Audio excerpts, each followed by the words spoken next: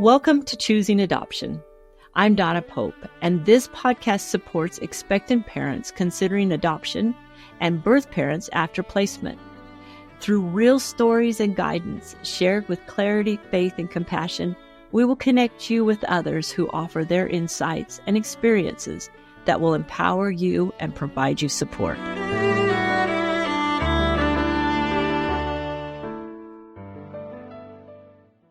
I'm so excited to be here with Kaylee Anglesey. And Kaylee, it's a joy to be with you because you're a devoted birth mother and you have a mission to share your story and help others see the beauty and hope that can come through adoption. You strive to inspire birth parents, adoptive families, and the wider community to approach adoption with love, trust, and faith. Kaylee's adoption journey began when she made the life-changing decision to place her daughter for adoption.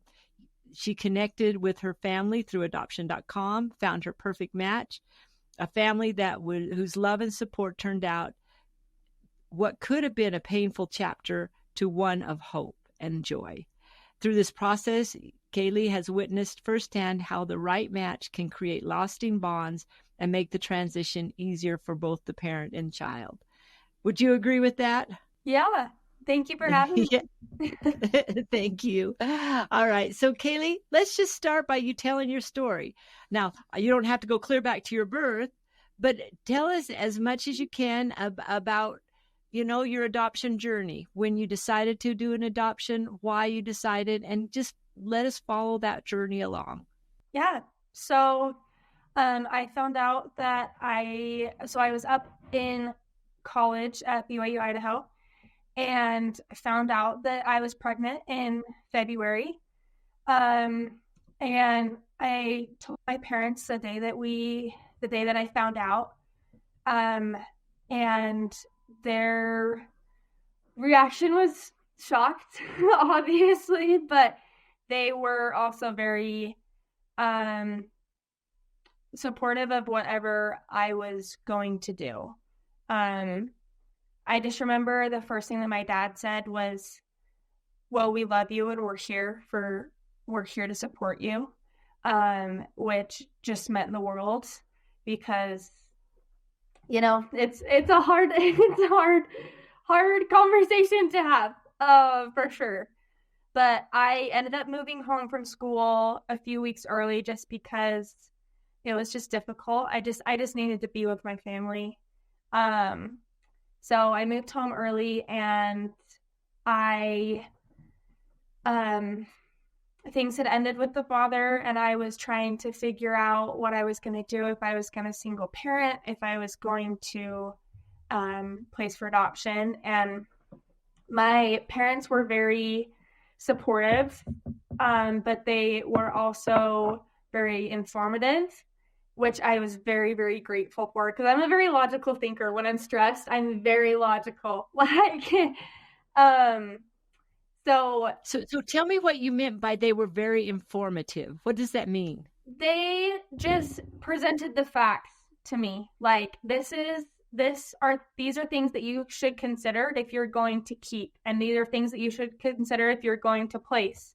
And what about how is your schooling going to look like? How is your future marriage going to look like? Your future family and both options, financial responsibilities, right? And things like that. And which was very helpful for me to just see, another thing. Did you feel like they were pushing you one direction or the other? No, not at all. I was very, very lucky to have non-biased parents. Like they they didn't push me in any way, which I was very grateful for. Why was that important to you? Because I think if they were pushing me towards adoption or pushing me to keep, it wouldn't feel like it was my choice. And I think that I would probably resent them in the future if things didn't go my way, or not my way, but things didn't go smoothly, But since it was completely my choice, I am responsible for it, And so I definitely had a lot of very serious and real conversations with my parents, just about them having concerns about my future and having, as any parent would, especially in this situation. But yeah, and one thing that they had said was, even if you end up keeping the baby, we want you to talk with adoptive families, so that if adoption is right, you will at least have felt it out, right? Because if you don't seek it out, it would be hard to feel like adoption is right if I don't even know what it would entail. So I had every intent of keeping my daughter, and I really didn't want to even look into adoption. So that's why I looked at adoption.com, because I was like, oh, well, it's not really official. I don't have to go through an agency, right? And it was kind of just easier to say that I was looking at families, And so you just went on to adoption.com and you just started perusing the adoptive families. Yep. Yeah. And I wanted families who lived in Utah. That's where I live. I wanted families who lived in the same state as me, and I wanted them as my same religion, LDS. And so that narrowed it down to a bunch of families, and I ended up talking with 12 different families. And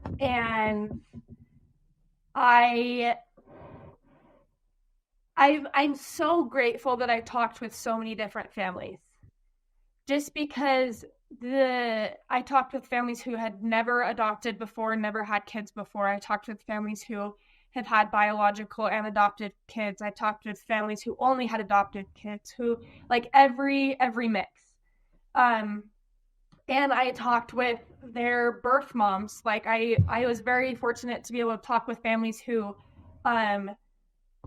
allowed me to talk to their birth moms and hear their story and their side of things, and really gave me insight of how an adoption can really be and can really look, because you hear stories, but that doesn't always mean that that's how it's going to be.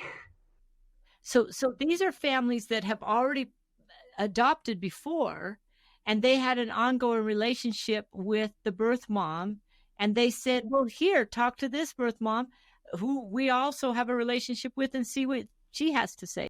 Yeah. And why was that helpful to you? Just hearing their story and hearing, I told them, I was like, please be so honest with me, because I don't want to hear the glorified sugar-coated version. Tell me the good and the bad. And it was just helpful to see what my life would or could look like, And I also talked with single parents. I talked with everyone that I could to inform myself before I decided on adoption. But I remember going with my mom to meet the Curtises for breakfast. I had called Elizabeth, the mom, prior, and just said, hey, well, I had actually sent her a message on adoption.com, and her phone number was linked. So I texted her as well. And I said, hey, here's my story. I'm trying to figure out if I want a place for adoption. I'm talking with a bunch of families. I would love to get to know you. And she thought that I was a scammer. She did not think that I was real. But she still contacted me back, and we ended up FaceTiming, and it went really well. It was kind of a not surface level, but just a generic conversation.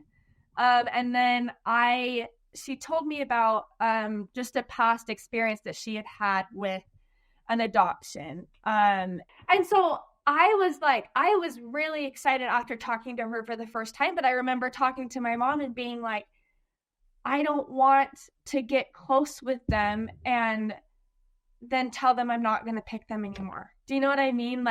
Because she's already gone through that. I don't want to have to put her through that again. I don't want to have to put their family through that again. And my mom was like, well, I mean, if what if that's your family? You know, like you kind of just have to take that leap and be honest, right? They know what they're getting themselves into. If you say, I'm still talking with other families, this sounds like I'm like talking about dating, right? It sounds like dating. It really does. It sounds like dating. Yes. And like, but I told him, I was like, I'm still talking with other families and getting to know other families. And but then I decided to reach out and I was like, hey, can I meet you guys in person? So I met Elizabeth and Richard in person at Neaters. And I went with my mom, and I remember, they just mean everything to me. And I remember seeing her at the door, and she just was jumping up and down. I was so excited. She's like, oh my gosh, I'm so excited to meet you. I'm so happy. Like, and I was just like, oh my goodness, you know, like I have the same energy. I'm very extroverted, very like, and so that was just really fun to like connect on an energy level. And then we just talked and it was super fun, super easy conversation. And they were I think the second or third family that I had met in person. And I just remember thinking, I was like, oh my gosh, like, I think this would be my family. But I was like, but I don't want to close off other options just because I haven't seeked everything out. And so, I still talked with other families and then I narrowed it down to 2 families. And, then I met both of them. I met their kids and I went to their house and, then just prayed about it and just tried to, I didn't find out the gender, of my baby until after I picked a family, just because I felt like it would be hard to add that emotion. Not that it would have changed my choice, but I was like, I just don't want that added emotion. And so after meeting both families, I just felt really, really strongly that the Curtises were my family. And so I told my mom, I was like, I think that this is the family that this baby belongs to. And she was like, okay. And we left on a trip the next week, and we're gone for like 2 weeks. And I think that was really important for me to kind of let it settle and not just like jump into it and tell them right away, just to make sure. And then I told them I wanted our families to meet. And so when I told them that I was picking them as my family, I had one of my friends make some rose cupcakes, and I was like, here's the final rose because you're my final family. And so it just felt so relieving knowing the family that she was going to and knowing the hands that she was going to be in. How far along were you in your pregnancy at that point? When I chose them? It was at the beginning of July, but I didn't tell them until the middle of July. So I was, I'm trying to think, probably about 22 or 23 weeks. Mm-hmm. You still got a lot of time left. Yeah. Mm-hmm. Yeah. And so I suspect that they've kind of wondered, I wonder if she'll change her mind and that kind of stuff. Yeah. And I think my mom had that thought too. Like, I know she was really hesitant to get to know the Curtises really well because she's like, well, this could change. Like, there are so many failed adoptions, sadly, you know, like, and I was just like, no, like, I'm going to trust my gut. I'm going to trust that I prayed about it and felt really strongly. I'm going to trust God, trust myself. And yeah, so then after I told them, a week later, we found out that she was a girl, you know? That is hard. And for your mom, Yeah. Yeah. and you got to respect and admire her willingness to lose that relationship too. Yeah. And how is your dad through this whole thing? He was very supportive. I was definitely I definitely talked about it more with my mom. Um my dad he had a conversation with me, and he was just like, Kaylee, I want to be so upfront with you. Like, if you are considering thinking, if you're considering about keeping this baby, like, this is why I'm worried, you know? And he was like, I really think that you should look into adoption seriously. And he's like, I will support you if you keep the baby. But this is where I'm at, you know? And but he was always supportive. And what were some of his concerns? I think he was worried, number one, about like my education and my future, because my dad was like, you're not dropping out of college, I'll tell you that much. He was like, you're staying in school and you're gonna have to work to provide for this baby, and we'll help you, but we're not gonna be your crutch 100% of the time, you know? He's like, you're an adult and you are gonna have to work through this. Which I think was good, right? Like, just leaning on my parents for everything wouldn't have helped me if I did keep, right? It wouldn't have taught me or helped me grow up at all.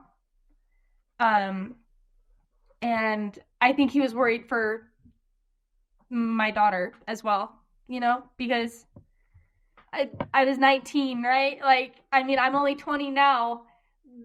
It's a kid raising a kid without any help. And just, yeah, concerns there, you know? So many people would say, well, you just didn't really care about this child. That's why you're thinking to do that. Absolutely not. Sorry. And it makes me so sad when people look at adoption that way, because it's the exact opposite. One of the main reasons why I placed Posey for adoption is because I knew that I wasn't going to be able to give her the life that she deserved. And I loved her so much to give her that life. And I still love her so much that she has that life now. And it makes me so sad when people are like, oh, well, you just didn't love them enough. It's like, no, I loved them more. It was the hardest thing I have ever had to do. Ever. And I honestly have had a really easy adoption. I think the hardest part was signing in the hospital. So tell us about that. So you told them at 23 weeks. Yeah. And I'm assuming that you kind of got together once in a while over the next we would get together at least once a week. And so we became very close, and just got to know each other really, really well. And then we actually did a Halloween costume together, because her due date was November 1st. And so we had a Halloween party right before, just in case she came on Halloween. And she came on Halloween, actually. She's a Halloween baby. But yeah, we would get together, and then we actually did a maternity photo shoot. Elizabeth is a photographer, and we did a maternity photo shoot, and it was so special for me because obviously she wasn't my baby, you know, like, but it meant so much that Elizabeth wanted me to have those memories. And because that will always be a part of my life, and that pregnancy and feeling her kick and having a baby bump, and and I think a lot of times when there's a situation like this, right, it's kind of like, oh, well, don't talk about it, she's placing the baby for adoption, right? Like, it's just, but Elizabeth was really, really supportive of me having that experience, and so we did a maternity photo shoot, and I got to take pictures with Elizabeth as well, and it was just really special, like I just got to share a really special moment with my daughter's future mother and my daughter, and so we it was I think like 3 a.m. when I started having contractions, and I didn't think that they were contractions. I just thought they were pre-labor cramps. And so I texted them and I was like, I'm having cramps, but I don't think they're contractions. And my mom came in like 6 hours later and she's like, how are you doing? And I was like, I'm uncomfortable. Like, this isn't great. And I called Elizabeth and I was like, hey, my mom says we need to go into the hospital, at least just to get checked. And so she's like, watch, you're going to be dilated to 9 centimeters and you're not going to even know. And I was like, or I'm going to be dilated to 2 centimeters and be sent home. I was like, I don't want to be sent home. And so we ended up going in and we called Elizabeth and Richard because I wanted them to be there at the hospital. And so my parents were there, and Elizabeth and Richard were there, and my sister was there as well. And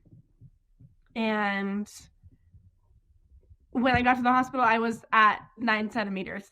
Oh, my land. Yeah. Oh, my land. I know. Well, and they checked me in and they were like, is this your first baby? And they're like, yeah. And they're like, okay, like, it's probably going to be a while, and then they finally get me back to triage to check. And I'm at 9 centimeters and they're like, oh my gosh. So my mom's like, Elizabeth, you've got to get here now. Baby's about to come. So then I got an epidural, so it slowed down the birth a little bit, and we had a few hours. And I remember it was just the hospital was just such like a sacred time. And just so special.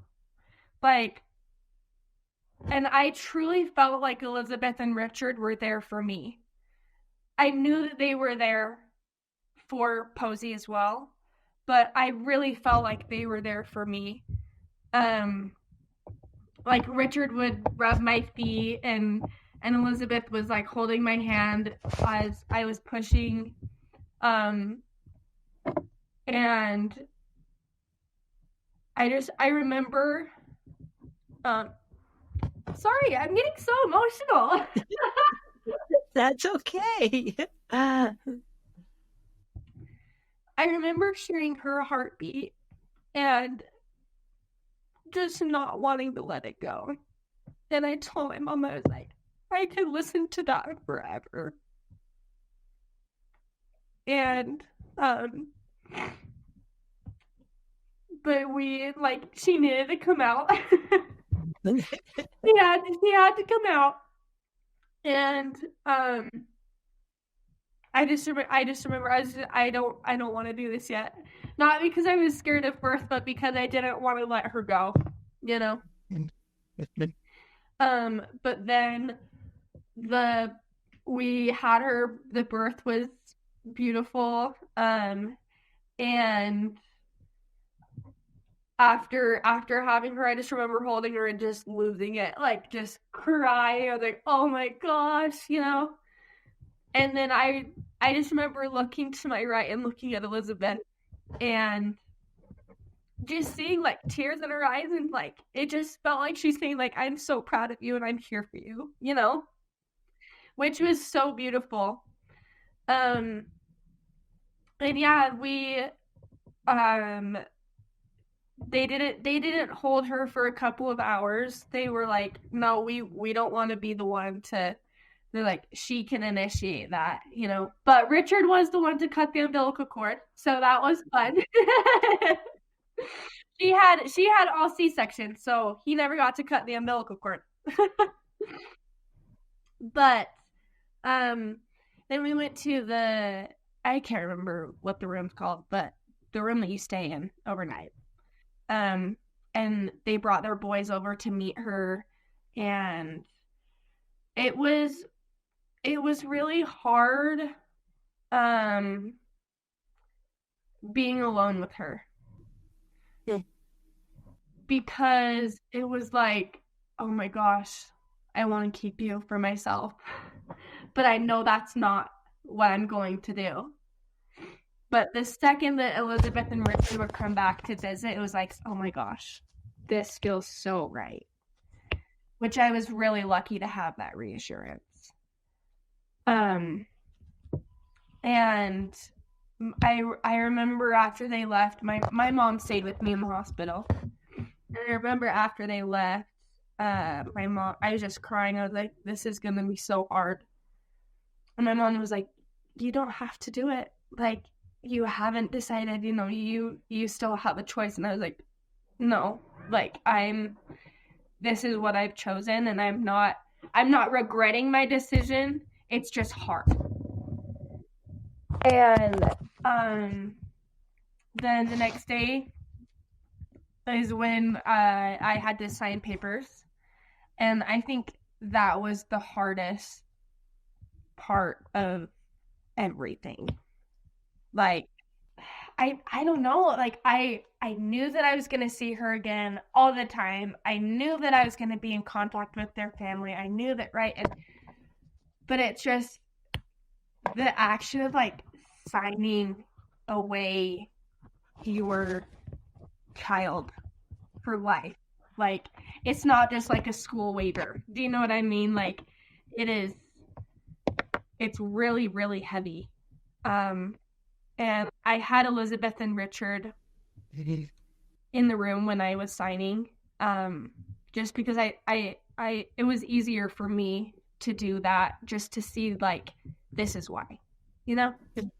Which I know for a lot of birth moms is different, right? Like, some birth moms will take the baby home for a week and bond with the baby and then place in an agency. Like, there are many different ways. But for me, that just was the easiest for me. Do you think it would have been harder or easier to wait a little longer? Harder. For sure. Good.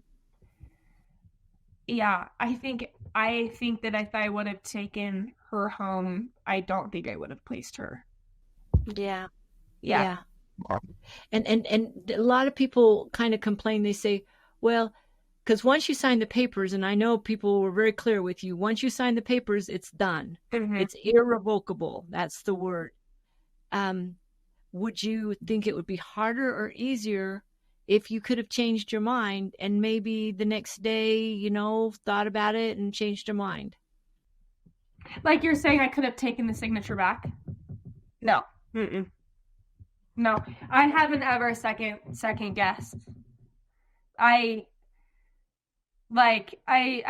a bunch of things that you signed for, like that you're not going to do this and you're not going to do that, and this is what happened, right? And then there's like the final signature, and that took me probably 20 minutes to finally sign. It was just a different, like the final one, you know, but the second that I signed it, it was just like just okay, it's done. I did it. And she's in amazing hands. And I'm going to get to see her grow up with an amazing family. And yeah, it was, I never was like, oh, I wish I did it. Yeah. Yeah. So one of the things that's amazing about your story really is the relationship that you have with the family. Yeah. You know, you may wonder, were they just faking it? Were they just faking it? And they're just wanting to get the baby and they're just kind of being nice. Did you ever feel any of that? No, there were a few families that I did feel that with, but with them, it was like we kind of rarely talked about the baby. Like, when we were together, we were talking about things that I was doing and things that, like, and it was more of just, I was getting to know them as friends and people instead of, oh, you're going to take my baby, which for me was we did have a lot of conversations that were like, okay, how is this going to go? And,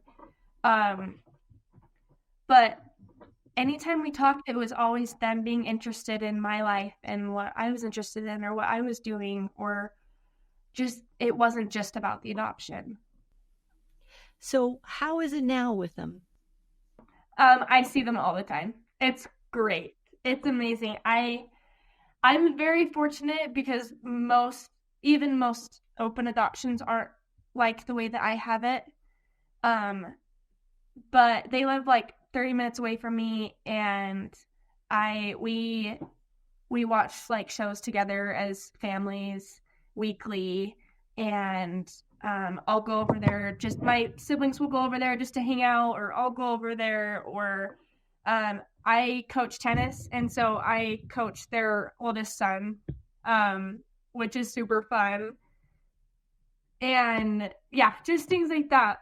It's amazing. I FaceTime them, text. It's amazing. If you were to think about your little girl, Josie, right? Posey. Yeah. Posey. What do you hope she grows up knowing? How loved she is. They're like, my entire family just adores her.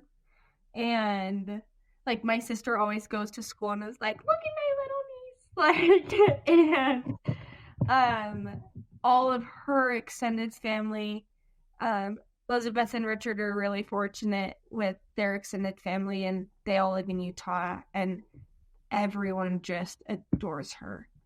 And I really hope that she grows up. I really hope she grows up knowing how much I love her, because it was the hardest thing I'll ever have to do.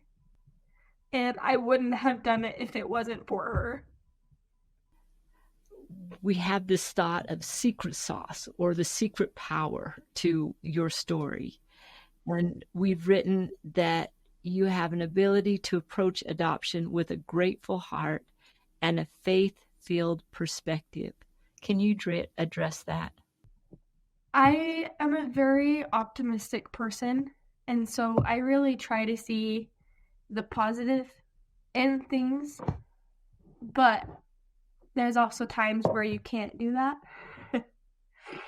And I think that in those times, it was where I really, really needed my faith to kick in, because thinking positive or being a glass half full didn't always work. And so I think I just remember so many prayers of, please just help me feel peace about this, and please just help guide me through this. And every time I would receive peace, every time. And it helped so much. And it helped me through the adoption from beginning to end, just because it was so constant. And that was one thing for me that was a big indicator of, okay, I'm doing the right thing, you know?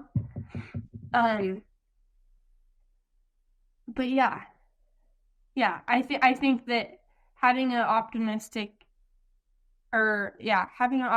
view of everything really helped me get through the adoption, but also when in those low points, being able to rely on my faith was crucial. So now, if you were talking with someone else in a similar situation to you, how would you advise them? Seek out every single option that you have, because you're never going to know what feels right until you seek it out, and only choose your decision for yourself. Adoption isn't right for everyone, but you have to choose it for yourself, because it's going to be so much harder if you choose it because of someone else's influence. Mm-hmm. Mm-hmm.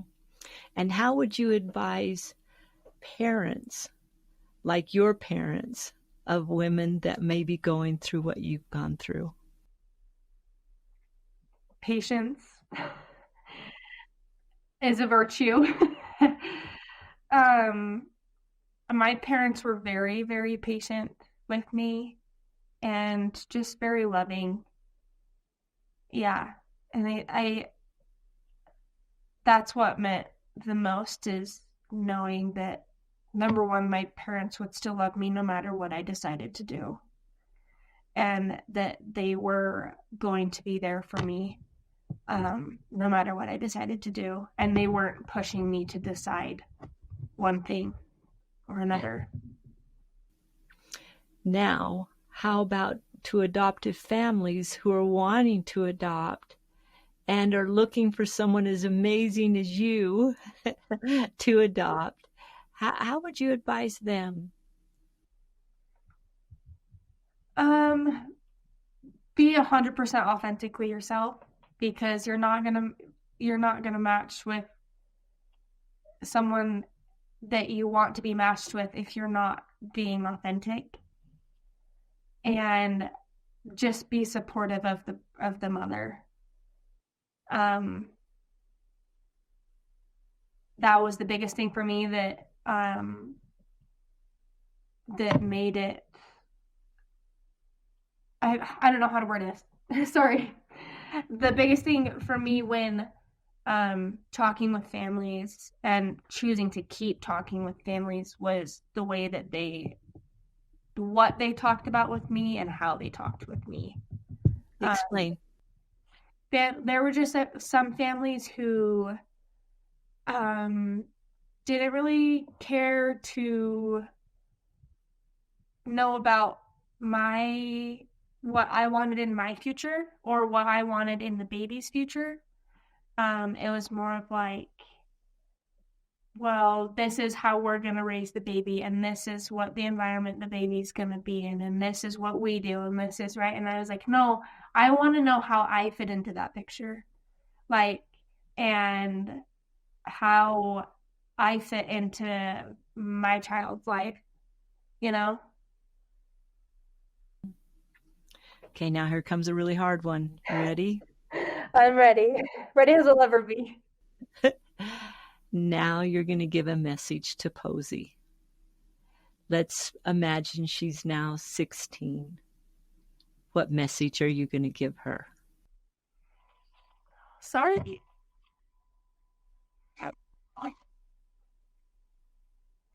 You had the biggest plan to be here.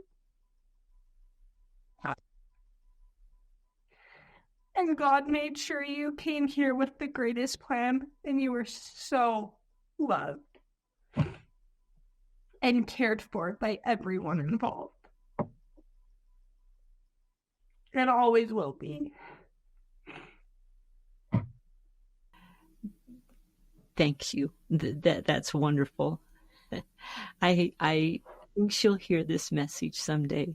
And I just kind of imagine what she will feel looking at a computer, seeing your face, hearing your voice, and knowing how you feel. This has been so nice to visit with you, Kaylee. Yeah, you too. Do you have any final things you'd like to share? I'm just really grateful for the Curtises and my Heavenly Father and my family for all being a part of this amazing journey. And friends, like everyone that has shown support, whether it be big or small. You have a bigger impact than you think you do.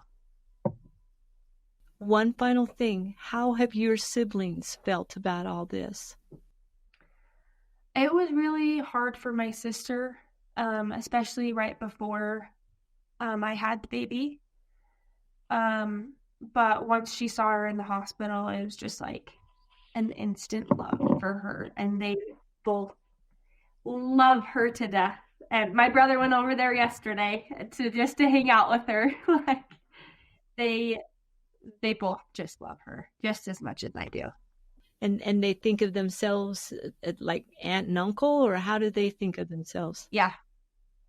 And so that's how they kind of felt. I'm really lucky that Elizabeth and Richard, I don't want to say allow that, but allow them to be in that role. That's amazing. It's amazing. Welcome them into their home. That there's a type of people out there in the world that have the ability to open up their hearts, and they don't feel the need to close it down at all. They just keep opening it and opening it and opening it, and they have that ability to just keep loving, regardless of who the people are that come in and love. I believe that is God's society, that is the way God lives, is with that outpouring of love all over the place. And the fact that an adoption is so amazing because it's like the epitome of giving of yourself and giving and combining with other people in a genuine, pure way. You agree with that? Yeah, absolutely. Anyway, that's the wonder of adoption. Yeah. And Kaylee, thank you so much for being with us here. All right. Talk to you soon. All right. Thank you. Bye. Bye. Thank you for being part of Choosing Adoption. I'm Donna Pope. You and your story matter.